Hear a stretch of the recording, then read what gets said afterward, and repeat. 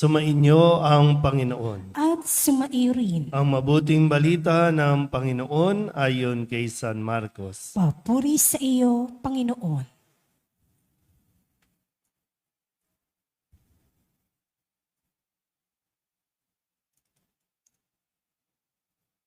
Noong panahong iyon, dumating si Jesus sa Jericho kasama ang kanyang mga alagad at marami pang iba. Nang umaalis na sila roon, may naraanan silang isang bulag na nakaupo sa tabi ng daan at namamalimos. Siya'y si Bartimeo, anak ni Timeo. Nang marinig niyang naroon si Jesus sa taga-Nazaret, sumigaw siya ng ganito, Jesus, anak ni David, mahabag po kayo sa akin. Pinagsabihan siya ng mga tao at pinatatahimik, ngunit lalo pa siyang nagsisigaw, Anak ni David, mahabag po kayo sa akin. Tumigil si Jesus at kanyang sinabi, Tawagin ninyo siya. At tinawag nga nila ang bulag. Lakasan mo ang iyong loob, sabi nila. Tumindig ka. Ipinatatawag ka niya.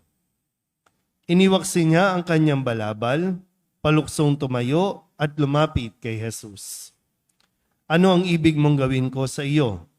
Tanong sa kanya ni Jesus. Sumagot ang bulag, Guro, ibig ko po sanang makakita. Sinabi ni Jesus, Humayo ka, magaling ka na dahil sa iyong pananalig. Noon di nakakita siya at sumunod kay Jesus. Ang mabuting balita ng Panginoon. Pinupuri ka namin, Panginoong Heso Kristo. Isang magandang gabi po sa inyong lahat. At tayo po ay nakikiisa sa Black Rosary Movement sa pagdiriwang po ng ika-74 na anibersaryo ng pagkakatatagba bilang movement, no? Sino ba mga Black Rosary Movement? Tingnan niyo po sila. Paubos na yung lahi niyan. Pag nawala na yan, wala ng Black Rosary Movement. Kaya kailangan ipasa, no? Kailangan tayo mag-train. Kailangan natin ng mga kabataan, ng mga bagong henerasyon. Apat na lang ba? O, JC, kapit ha. Asan ba si JC? Baka hindi kayanin ni JC. No? Pero nagpapasalamat tayo sa biyayang ito na ipinagkaloob sa atin ng Diyos sa pamamagitan ng mahal na Birhen na siyang lagi nagpapaalala ng kahalagahan ng pagdarasal ng rosaryo. At hindi lang basta pagdarasal, kundi ang isang pamilya, ang isang komunidad na sama-samang nagdarasal ay mas sumitibay. At mas nagkakaroon ng direksyon ang buhay. Kaya nga sa pagdarasal natin ng rosaryo, sinasamahan tayo ng mahal na Birhen na muling balikan, na makita natin ang pagkilos ng Diyos para sa kaligtasan ng tao, para sa kapakanan ng tao. At hindi yan titigil, no? Ang mahal na Birhen ay hindi rin titigil para tayo po ay mailapit niya sa Diyos. Maipakilala niya sa kanyang anak na siya naman talagang magiging kaligtasan ng lahat. Amen? Kaya mga Black Rosary Movement, ha? Bago pumikit ang mata, ha? Mag-train kayo, ha? Wag yung 4 na lang. Sa susunod na taon, 3 na lang kayo. Paisa-isa. So, siyempre, may mission tayo, ha? Kailangan natin magparami. Kailangan natin palaguin ulit. Okay. Sa ating ebanghelyo, at nawa sa tulong na mahal na Birhen ay ating maunawaan itong mensahe sa atin mula sa ebanghelyo ni San Marcos. Pinakikilala sa atin si Bartimeo. Siya po ay isang bulag. Hindi ko po alam kung siya ay ipinanganak ng bulag o nabulag lang sa kalaunan. Pero mahirap po ang sitwasyon ng isang bulag. Yan po ay itinuturing na walang silbi. nung panahong iyon. No? Kasi ngayon, meron na tayong mga assistants sa mga PWD, pwede na rin silang makapagbasa, may mga tulong na. Pero noon, kalunos-lunos ang kalagayan ng isang bulag. Kasi magmamakaawa ka na lang, mamamalimos ka na lang para ikaw ay makakain. Kaya malinaw sa kay Bartimeo kung ano ang gusto niya. Kaya nung magkaroon ng pagkakataon, marinig niya na paparating si Jesus na taga Nazareth, nanalig siya na ito na ang kanyang pag-asa, ito na ang kanyang kasagutan para sa kanya pong katayuan. Yung mag-aangat sa kanya, yung magbabalik sa kanyang muli, no, yung kanyang dignidad. Pero bago ibinalik, no, yung kanyang dignidad, siya ay nagpuri o nagbigay ng pagpupuri sa Panginoon. Kinilala niya kung sino si Kristo. Kaya nga yung sigaw niya, di ba? Jesus, anak ni David. Yung karangalan ay ibinigay niya sa Diyos bago pa niya natanggap o naibalik sa kanya. Excuse me po. Naibalik yung karangalan niya. Pero niyo po, ibinigay ni Bartimeo ang karangalan sa Diyos at ang Diyos naman ay nagbalik ng kanyang karangalan. Gaya ng nasabi ko, kapag bulag ka, wala kang silbi. Di ba? Tingnan nyo nga yung mga katabi ninyo. Bulag ba yan? O nagbubulag-bulagan? Kapag ang isang tao nagbubulag-bulagan, wala yang karangalan na may pagmamalaki.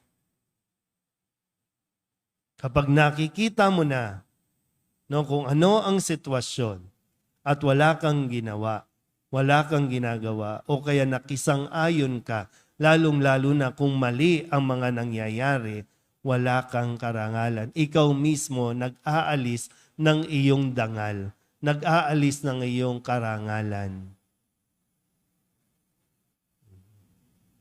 Kaya ito, maganda rin na masagot natin ngayong gabi, ano ba ang gusto mong gawin ni Jesus sa iyo? Alam mo ba kung ano ang gusto mo? Kasi doon muna tayo. No? Mahirap kasi yung hanggang ngayon, may edad na tayo, tumatanda na tayo, pero hindi pa natin alam kung ano ang gusto natin mangyari sa buhay natin. Dahil lamang hindi natin nakikita o ayaw natin tingnan kung ano ang sitwasyon natin. Or, okay ka na dyan. Nasanay ka na dyan, naging comfort zone mo na yan. Yung bang feeling mo lang, minsan, nagpapaawa tayo. Feeling lang natin para makita tayo ng tao, kaawa-awa naman siya, kawawa naman siya. Deserve niyang tulungan. Di ba may mga tao po na tinulungan mo na pero walang nangyari? Di ba may mga ganon, no? Yung may tao, may handa naman talagang tumulong, pero hindi mo tiningnan yung pagkakataon na may tumulong na, kasi nga, nasanay ka na. Kasi pag, alimbawa po, di ba kapag may kapansanan ng isang tao, may sakit ang isang tao, di ba pinapamper nyo? Sige, diyan ka lang ha, pahinga ka. Kami nang bahala sa'yo. Bibigyan mo ng pagkain, susubuan mo pa nga yan, ganyan. Ay, yung mga tao, gusto kang gumaling. Pero may mga tao na ayaw ko nang gumaling. Bakit? Mawawala yung sustento. Mawawala yung tulong. Nakuha niyo po? Di ba? Kaya ano ba talagang gusto mo? Baka nagpapaawa ka na lang.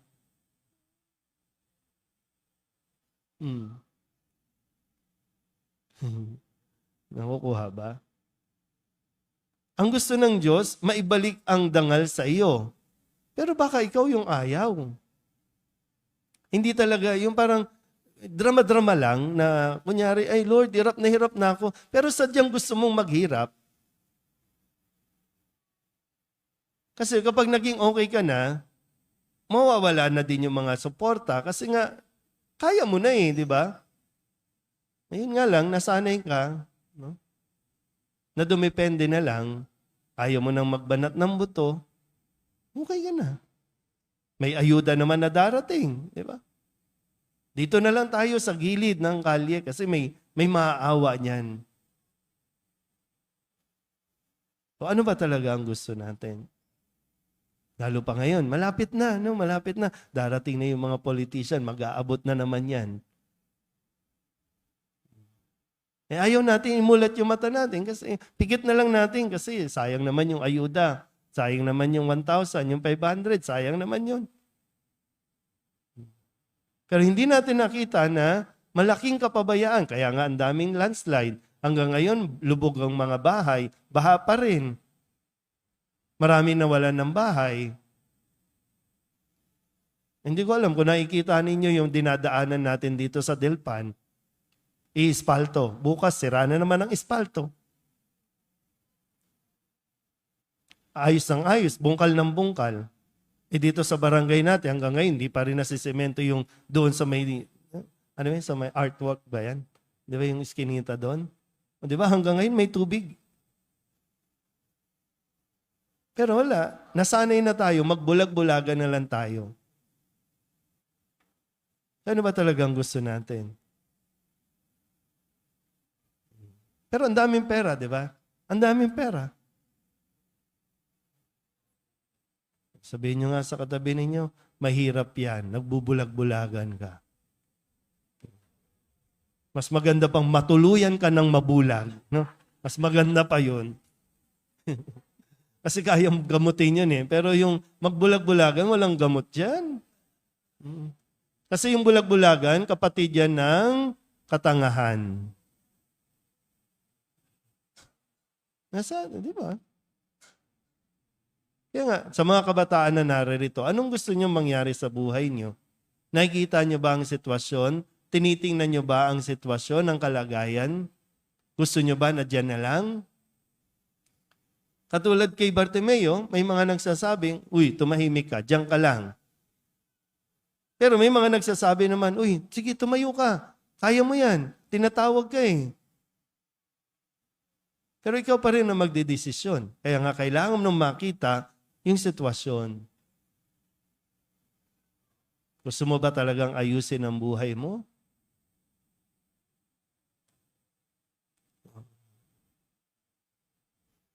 Ay, yun yung isa na lang talaga magagawa natin. Kasi alam naman natin, di ba? Minsan alam naman natin kung anong dapat gawin eh. Ayaw lang natin gawin. Either tamad tayo o yun nga, gaya ng nasabi ko, okay na ako, hayaan ko silang magtrabaho. Susustentahan naman ako. Okay, so decision mo yan. Buhay mo yan. Pero ang gusto na mahal na Birhen, kaya nga binigay ang rosaryo para maging gabay natin patungo kay Kristo. At ang gusto ni Kristo, maibigay sa atin ang karangalang nararapat sa atin. Amen? Magsitayo ang lahat, ipahayag natin ang ating pananampalataya.